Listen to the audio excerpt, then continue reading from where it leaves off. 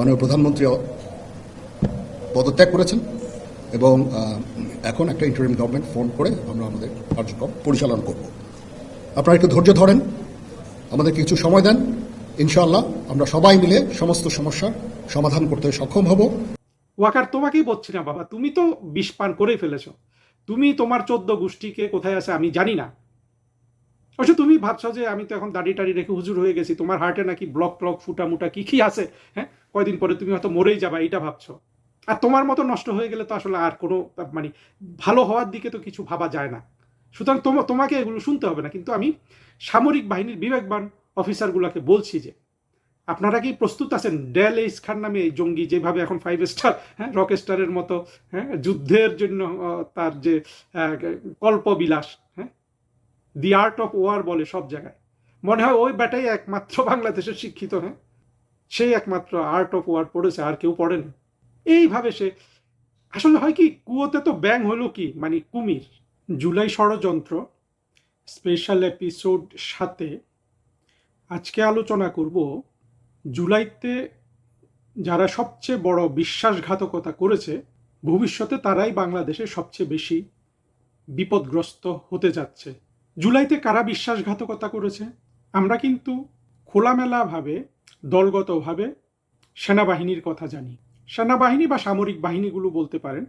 আর বাংলাদেশে তো বিমান বাহিনী, নৌবাহিনী সেনাবাহিনীর একটা কমপ্লিমেন্টারি অংশ। সেনাবাহিনী সবচেয়ে শক্তিশালী, কাজেই সেনাবাহিনীর, অর্থাৎ আমরা আলোচনাটা সেনাবাহিনী নির্ভর করব, সাথে নৌবাহিনী, বিমান বাহিনী একই জিনিস হয়ে যায় আর কি, একক একক একটা প্রতিষ্ঠান হিসাবে আলোচনাটা করব। আমলাতন্ত্র কি জুলাইতে সরকারের সাথে বিশ্বাসঘাতকতা করেছে? না, করেনি। যতটা মোটা দাগে তেমন কোনো বিশ্বাসঘাতকতা আমরা দেখিনি। আমলাতন্ত্র বিশ্বাসঘাতকতা করেছিল 1996 সালে বিএনপির সাথে, কিন্তু 1996 সালে তো গণ অভ্যুত্থান ছিল। 2024-এ তো গণ অভ্যুত্থান ছিল না। কেন গণ অভ্যুত্থান ছিল না, জাস্ট এর আগের পর্বটাতে আলোচনা করেছি। অন্যান্য রাজনীতিবিদরা বা শেখ হাসিনার যারা ছিলেন তার কাছের মানুষ, আমরা কিন্তু কারো কথা শুনিনি যে কেউ বিশ্বাসঘাতকতা করেছে। হ্যাঁ, কেউ ভয় পেয়েছে, কেউ আগে থেকে হয়তো দেশ ছেড়ে চলে গেছে প্রধানমন্ত্রীকে রেখে, এগুলো কোনোটাই বিশ্বাসঘাতকতার পর্যায়ে পড়ে না। রাষ্ট্রের বাহিনী হিসাবে, সিভিল সার্ভেন্ট হিসাবে, কিংবা এই ধরনের এত বিধ্বংসী বর্বর একটা আক্রমণের বিরুদ্ধে লড়ার মতো সক্ষমতা সেই মুহূর্তে, অন্তত সাইকোলজিক্যালি সক্ষমতা ছিল সেনাবাহিনীর। দেখেন, বিশ্বাসঘাতকতা তো কথাটা এখানে ছোট হয়ে যায়। হারুন ইজহারের একটা বক্তব্য শুনলাম, তার অডিও, আমার ধারণা এটা অনেকেই শুনেছেন। সেইখানে দেখা যাচ্ছে যে স্পিরিটটা এইরকম যে সেনাবাহিনীর কোনো একজন অফিসার হারুন ইজহারের হাত পায়ে ধরছে যে আপনারা একটু রাস্তায় থাকেন, সরকার পড়ে যাবে। তার মানে ওয়াকার বাহিনী অলরেডি ডিসিশন নিয়েছে শেখ হাসিনাকে ফেলে দিবে। তবে এটা অলরেডি নিয়েছে বললেও কিন্তু ভুল হবে। আমরা যত দেখছি তত এটা আমাদের মধ্যে যুক্তি হিসাবে দাঁড়িয়ে যাচ্ছে যে ওয়াকার অনেকটা সারা জীবনের স্বপ্ন হিসাবে এই কাজটা করেছে। বাংলাদেশের স্বাধীনতা বিরোধী জামাতের হয়ে সে আর্মিতে ঢুকেছে। আর্মিতে ঢুকে সে আওয়ামী লীগের ধারে কাছে থাকার চেষ্টা করেছে, জেনারেল মোস্তাফিজের দৃষ্টি কাটার চেষ্টা করেছে। এতটাই দৃষ্টি কেড়েছে যে জেনারেল মোস্তাফিজ ছিলেন প্রধানমন্ত্রী শেখ হাসিনার সরকারের 1996 সালে তিনি যে সরকার গঠন করেন সেই সরকারের সেনাবাহিনী প্রধান। জেনারেল মোস্তাফিজের মেয়েকে বিয়ে করেছে। জেনারেল মোস্তাফিজ লতায় পাতায় শেখ হাসিনা, বঙ্গবন্ধু তাদের আত্মীয়। পরবর্তীতে সে এর পায়ে ধরে তার সাথে সুব্যবহার করে, অনেকের কথা বলা হয়, সেটা আমাদের এখানে আলোচনায় আনার দরকার নাই। তাদের অনুরোধে তাকে সেনাবাহিনী প্রদান করেছিলেন শেখ হাসিনা, এবং সেই সুযোগটা সে কাজে লাগিয়েছে তার আজীবনের স্বপ্ন যে জামাতের হাতে বাংলাদেশটা তুলে দিবে। ব্যক্তিগতভাবে এটা বিশ্বাসঘাতকতার দিক থেকে দেখলে দেখুন, এটা চরম মাত্রার বিশ্বাসঘাতকতা। প্রধানমন্ত্রী শেখ হাসিনার সাথে যারা কাজ করেছে, আমি তাদের যত 2-4 জনের সাথে আমার পরিচয় হয়েছে, কথাবার্তা বলেছি, প্রধানমন্ত্রী সম্পর্কে জানতে চেয়েছি, একজনকেও পাই নাই কিন্তু যে শেখ হাসিনার জন্য জীবন দিয়ে দিবে না। কেন জীবন দিয়ে দিবে?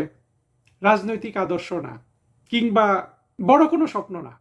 জীবনটা এই জন্য দিবে যে একজন প্রধানমন্ত্রী হিসাবে, একজন জননেতা হিসাবে একজন রাষ্ট্রনায়ক হিসাবে প্রধানমন্ত্রী শেখ হাসিনা যে স্নেহ করেন, যে উদারতা দেখান, যে ক্ষমাশীলতা দেখান, যেইভাবে তাদের কাজকর্ম আরও ভালো করার জন্য তিনি গাইড করেন, যেভাবে তারা শেখ হাসিনার প্রজ্ঞা আবিষ্কার করেছেন, স্নেহ পেয়েছেন, মমতার বন্ধনে আবদ্ধ হয়েছেন, প্রতিটা জিনিস এই মানুষগুলোকে ব্যক্তিগতভাবে ভীষণভাবে প্রভাবিত করেছে। এবং এইসব গল্প শুনে আমার নিজেরও কখনো মনে হয় না যে শেখ হাসিনার আশেপাশে ওয়াকারের মতো এত বড় বিশ্বাসঘাতক থাকতে পারে।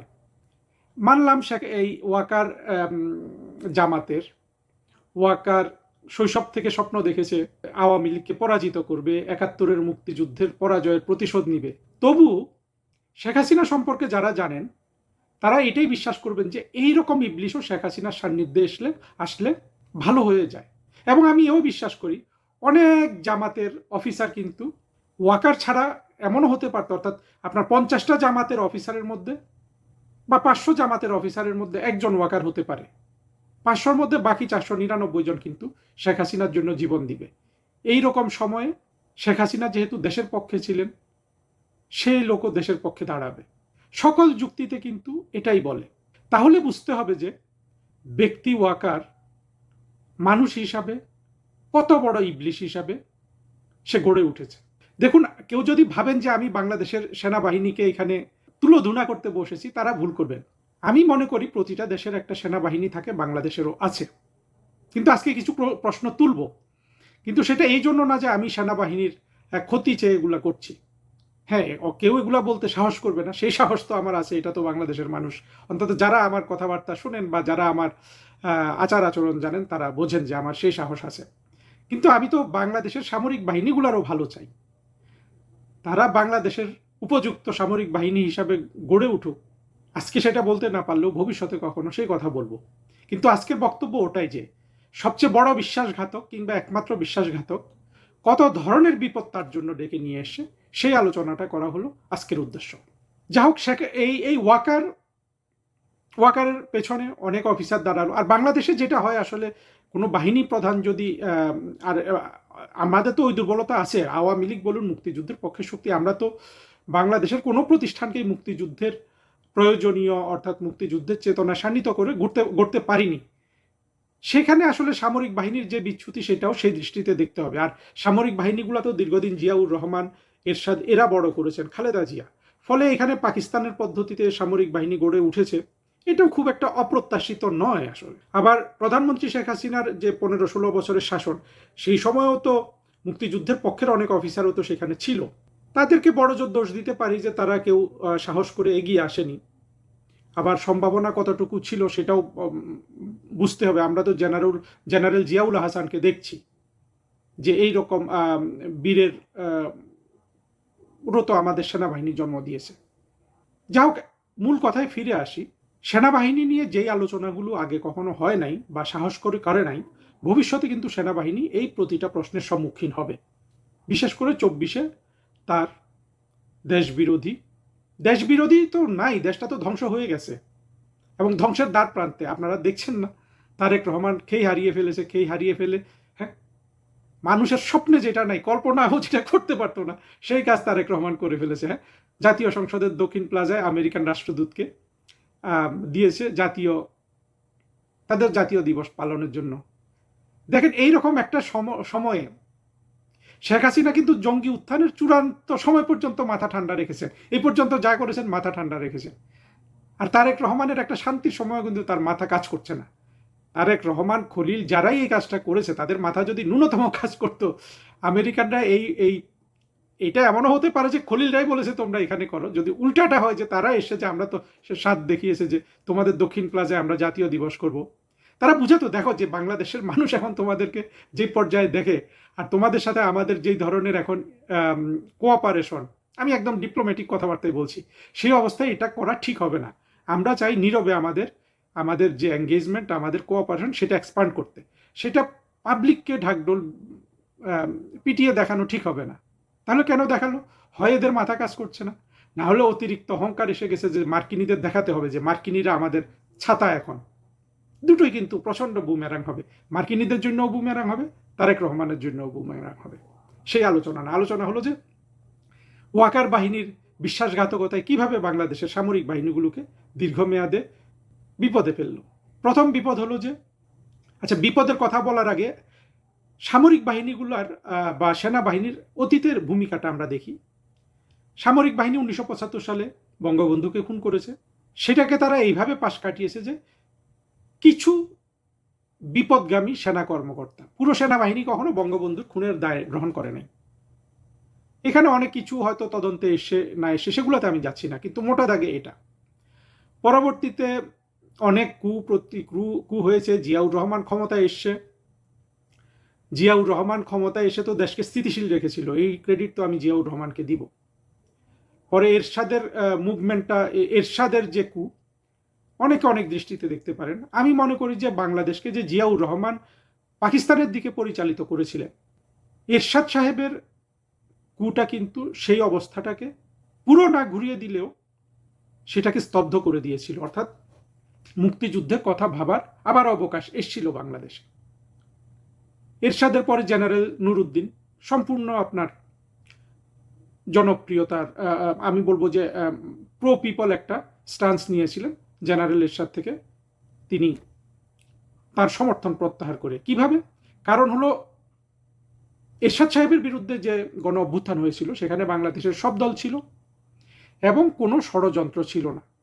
যেই উদ্দেশ্যে এরশাদের পতন হয়েছিল সেই উদ্দেশ্য পরবর্তীতে বাস্তবায়নের চেষ্টা করা হয়েছিল। এরপরে জেনারেল নাসিম কু করেছে, ব্যর্থ হয়েছে, এটা আমাদের অত বেশি আলোচনার এখানে দরকার নেই। পরবর্তীতে জেনারেল মঈনুদ্দিন কু করলেন। কু করে তিনি ১/১১ ঘটালেন এবং বিএনপির যে বাংলাদেশের নির্বাচনকে কুক্ষিগত করার চেষ্টা সেটাকে তিনি প্রতিহত করলেন। তারপরের কুটা করলো এই জেনারেল ওয়াকার। জেনারেল ওয়াকারের কু হলো বাংলাদেশের, আপনারা হয়তো আজকে বুঝতে পারবেন না যদি বিএনপির মানুষ, জামাতের মানুষ আমার কেউ এই কথা শুনে থাকেন, দীর্ঘমেয়াদে এত বিশ্বাসঘাতকতার কু এবং এইভাবে এটা চিহ্নিত হবে। আমি ভাবতেও শিউরে উঠি যে বাংলাদেশের সেনাবাহিনী তার মান মর্যাদা কিভাবে 2024 এসে খোয়ালো। কিন্তু মোটা দাগে বোঝার জন্য চেষ্টা করেন। বলা হয়েছিল যে কোটা তুলে দিবে, মানুষের বৈষম্য দূরীকরণ করবে। কোনোটাই কিন্তু হয় নাই, সেই দিকে কেউ যায়ও নাই। কিন্তু আসলো কি ইউনূসের বাহিনী লুটপাট করার জন্য, তারপরে কোনো রকম ক্ষমতার বন্টন হিসাবে তারেক রহমানের হাতে ক্ষমতা দেওয়া হলো। কিন্তু দেশের যে দুর্ভাগ্য, অর্থনীতি বলুন, রাজনীতি বলুন, সংস্কৃতি বলুন, আইন শৃঙ্খলা বলুন, মানবাধিকার লঙ্ঘন বলুন, যে বর্বরতা জঙ্গিরা চালু করেছিল জুলাইতে মানুষ খুনের মধ্য দিয়ে, সেটা ইউনূস বাড়িয়েছে। সেটা তারেক রহমানের সময় আপনার একেবারে অবাধে চলছে। আমি যখন এই বক্তৃতাটা রাখছি তখন কিন্তু দেখেন কত ন্যাক্কারজনক কাজ হচ্ছে। তারেক রহমানকে এখন আমরা বাহবা দিয়ে যাচ্ছি। একটা মানুষের, একটা অফিসে ঢুকে একটা মানুষের কি বলবো, সবাই জানেন কিভাবে তাকে চেপে ধরে চাঁদা আদায় করছে। মানবাধিকার লঙ্ঘনের সব ধরনের কৌশল কিন্তু জামাত, বিএনপি কিন্তু এরা কিন্তু খুব ভালো জানে। এরা কিন্তু 21শে আগস্ট ঘটিয়েছিল। হ্যাঁ, এরা কিন্তু বাংলা ভাই টাংলা ভাই করেছে। তবে তখন পর্যন্ত আওয়ামী লীগ ছিল ওদের জন্য একটা বড় দেয়াল, অর্থাৎ জনগণ এবং দেয়ালের মাঝখানে আওয়ামী লীগ ছিল। আওয়ামী লীগ এদের রক্ষা করেছে এক ধরনের। এখন কিন্তু এরা সরাসরি জনগণের সাথে সব ধরনের অপরাধ করছে, সেই 24শে জঙ্গি উত্থান থেকে আওয়ামী লীগকে সরিয়ে দিয়ে। ভবিষ্যতে কিন্তু আওয়ামী লীগ আর দেয়াল হিসাবে কাজ করবে না। এবং জনগণ যখন এদের উপর চড়াও হবে, বিপদটা বোঝার চেষ্টা করেন। দুঃখের বিষয়, আমি আসলে মূল আলোচনায় ঢুকতে পারছি না। একটু আগে আমি একটা টক শো শুনছিলাম, বিএনপির এক এমপি আওয়ামী লীগকে তুলোধনা করছে। সে দেখাচ্ছে সে খুব মানে মানবিক এবং সে খুব বুদ্ধিমান, সে টক শোতে কথা বলতে পারে, এগুলো আমরা দেখেছি। সে কি বলেছে জানেন? যে টাকা যদি পাচার না হয়ে যায়, দুর্নীতিকে সে এমন কিছু মনে করে না। দুর্নীতির টাকা যদি দেশের অভ্যন্তরে বিনিয়োগ হয়, সেইটাকে ক্ষতিকারক কিছু মনে করে না। দেখেন, সরকারি দলের লোক। এই হলো তারেক রহমানের এই লোকগুলা, কি অবস্থা হবে বোঝেন। টাকা তো সবসময় পাচার হচ্ছে। শেখ হাসিনার সময় পাচারের যে কথা বলেছে ওইটা তো গুজব ছিল, সেই আলোচনায় যাচ্ছি না। কিন্তু এই এমপিটা কি বলছে দেখেন। এই যখন তারেক রহমানের সরকারের অবস্থা, বুঝতে পারছেন না ওয়াকার যে বেইমানি করেছে, সেইখান থেকে এক বিন্দু রাষ্ট্রকে ভালোর দিকে নিয়ে যাওয়ার সক্ষমতা আর নাই। ফলে দীর্ঘমেয়াদে মূল কালপ্রিট ছিল এই সেনাবাহিনী। মানুষের সব রাগ কিন্তু গিয়ে পড়বে সেনাবাহিনীর উপর, এবং সেনাবাহিনীর ওয়াকারকে তো আর কোনোভাবেই কেউ রক্ষা করতে পারবে না। কিন্তু আমি মনে করি যে সেনাবাহিনীর মধ্যে যারা বিবেকবান অফিসার আছেন, যারা মুক্তিযুদ্ধের কথা ভাবেন, যারা অন্তত মুক্তিযুদ্ধ বাদ দেন, আপনারা কিভাবে ব্রেন ওয়াশ সেটা আমরা জানি, সে তো বাংলাদেশের সব মানুষই, অন্তত দেশের কথা ভাবেন। কারণ দেশ না থাকলে কোথায় আপনার যাবে শান্তি মিশন, কোথায় আপনার বেতন ভাতা, সেগুলোর কথা চিন্তা করেও কিন্তু আপনারা ঠিক হওয়ার চেষ্টা করেন। এখন আপনাদের বিপদগুলো বলি। দেখেন, আপনাদের প্রথম বিপদ হলো যে মানুষ প্রকাশ্যে যে প্রশ্নটা করবে যে বাংলাদেশ সেনাবাহিনীর কাজটা কি, এই প্রশ্নের উত্তর আপনারা কি কখনো বাংলাদেশের সেনাবাহিনী সৎভাবে দিতে পেরেছেন? কার সাথে আপনারা যুদ্ধ করবেন? হ্যাঁ, আপনারা এইটাও আসলে আপনাদের জঙ্গিবাদের প্রতি আপনাদের ঝুঁকে থাকার কারণ আপনারা ঘুরে ফিরে দেখান যে ভারতের সাথে যুদ্ধ করার জন্য আপনারা প্রস্তুত। নানান থিওরি দেয়া হয় যে ভারতের সাথে 2 সপ্তাহ 4 সপ্তাহ যুদ্ধ করার জন্য প্রস্তুত। আসলে কি আপনারা ভারতের সাথে যুদ্ধ করার জন্য প্রস্তুত? ভারতকে আমি শত্রু রাষ্ট্র হিসাবেই বলতেছি। আপনারা তো মিয়ানমারের সাথে যুদ্ধ করার জন্য প্রস্তুত না। মিয়ানমারে যখন 1991 সালে প্রধানমন্ত্রী খালেদা জিয়া শূন্য সমাবেশ করছিলেন মিয়ানমারের দিকে, মিয়ানমারের, তখন আপনাদের মনে আছে আপনারা কিভাবে পররাষ্ট্র মন্ত্রণালয়ে আসতেন দিনে 3 বেলা 4 বেলা এই যুদ্ধ থামানোর জন্য?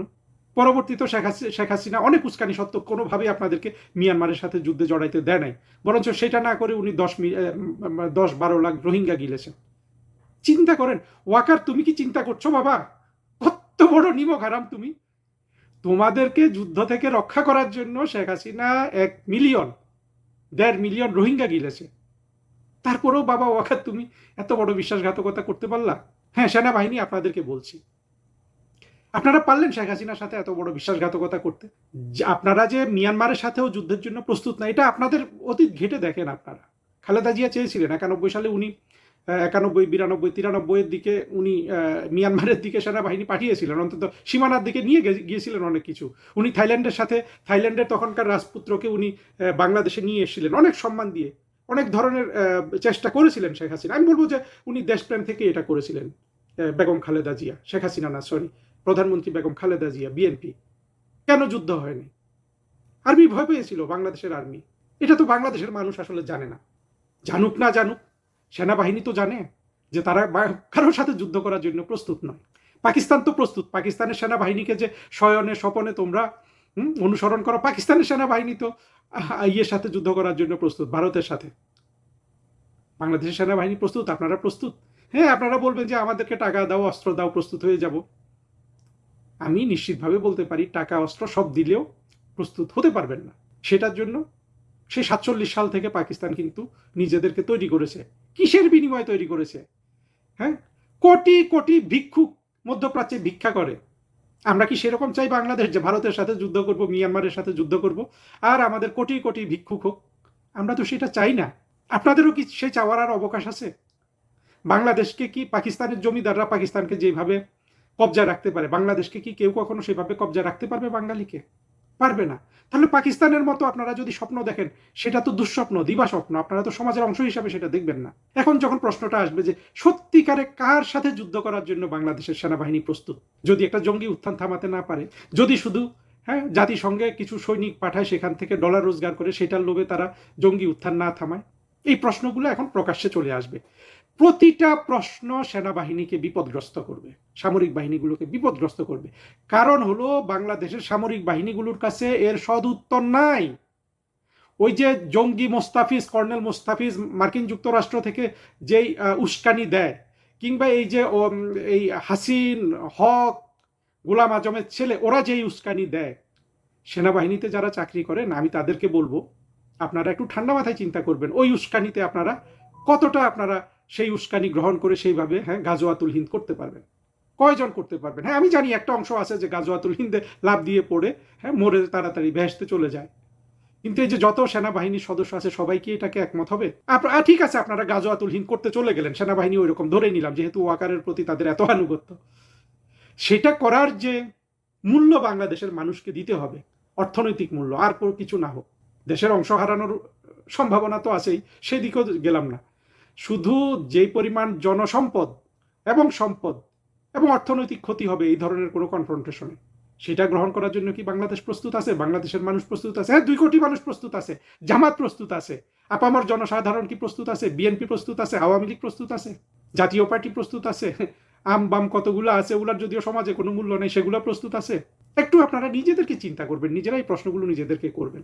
যদি আবার পাহাড়ে সমস্যা শুরু হয়, পাহাড়ে যদি এখন সমস্যা শুরু হয়, জিয়াউর রহমান সাহেব যেভাবে এটা মোকাবেলা করেছেন, বা পরবর্তীতে 96 সাল পর্যন্ত যেভাবে এটা মোকাবেলা করা হয়েছে, এখন কি সেভাবে সম্ভব হবে?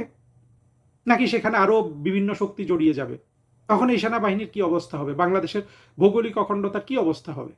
ওয়াকার, তোমাকেই বলছি না বাবা, তুমি তো বিষ পান করেই ফেলেছ। তুমি তোমার 14 গোষ্ঠীকে কোথায় আছে আমি জানি না। অবশ্য তুমি ভাবছো যে আমি তো এখন দাড়ি টাড়ি রেখে হুজুর হয়ে গেছি, তোমার হার্টে নাকি ব্লক ট্লক ফুটা মুটা কি কি আছে, হ্যাঁ, কয়দিন পরে তুমি হয়তো মরেই যাবা, এটা ভাবছো। আর তোমার মতো নষ্ট হয়ে গেলে তো আসলে আর কোনো মানে ভালো হওয়ার দিকে তো কিছু ভাবা যায় না। সুতরাং তোমাকে এগুলো শুনতে হবে না। কিন্তু আমি সামরিক বাহিনীর বিবেকবান অফিসারগুলোকে বলছি যে আপনারা কি প্রস্তুত আছেন? ডেল এইস খান নামে এই জঙ্গি যেভাবে এখন 5 স্টার, হ্যাঁ, রক স্টারের মতো, হ্যাঁ, যুদ্ধের জন্য তার যে কল্পবিলাস, হ্যাঁ, দি আর্ট অফ ওয়ার বলে সব জায়গায়, মনে হয় ওই ব্যাটাই একমাত্র বাংলাদেশের শিক্ষিত, হ্যাঁ, সেই একমাত্র আর্ট অফ ওয়ার পড়েছে, আর কেউ পড়েনি। এইভাবে সে আসলে হয় কি, কুয়োতে তো ব্যাং হলো কি মানে কুমির, আমাদের হয়ে গেছে কি এই যে শুধু ওষুধ বেচার মতো কথা বলতে বলতে, আরে ভাই, ওষুধ বেচার যোগ্যতা নিয়ে শুধু একজন নোবেল প্রাইজ পায়, সে পেয়ে গেছে, ইউনুস। বাকি ওষুধ বিক্রেতার আসলে কোনো খানা নাই। হ্যাঁ, ব্যক্তিগতভাবে টাকা পয়সা রোজগার করতে পারেন, কিন্তু দীর্ঘমেয়াদে এটার কোনো কোনো উপকারিতা নাই। জাতিকে, জাতির সত্যিকারের মানুষদের জাতির ভাগ্য হাতে নিতে হবে। গোটা সেনাবাহিনী কি ডেলিস খানের সেই সেই আর যে প্রেরণা জঙ্গি হওয়ার, বা যে সেসব সামরিক বাহিনীর অফিসারগুলা, হ্যাঁ, মোস্তাফিজ, এদের যে উস্কানি, তার জন্য কি গোটা সেনাবাহিনী আপনারা প্রস্তুত আছেন?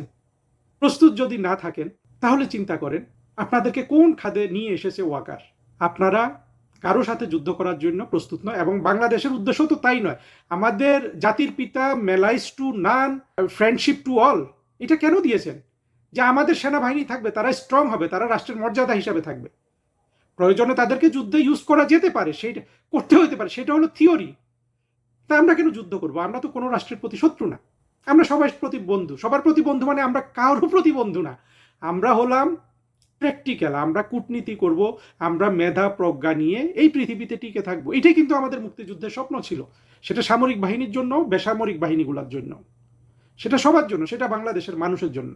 সেই ভারসাম্যমূলক স্বপ্ন ওয়াকার এবং তার পাশে যারা দাঁড়িয়েছিলেন সামরিক বাহিনীর হয়ে, আমি জানি না ওই যে নাজমুল দাঁড়িয়েছিল কিনা। নাজমুল একসময়, হ্যাঁ, মালদ্বীপে চাকরি করতো রাষ্ট্রদূত হিসাবে, আমি তখন ফরেন মিনিস্ট্রিতে ডিজি পাবলিক ডিপ্লোমেসি। এমন দিন নাই নাজমুল আমাকে ফোন করতো না। এত অস্থির একটা লোক, কিভাবে একটু সুন্দর করতে পারে, মানে বঙ্গবন্ধুর জন্মশতবার্ষিকী।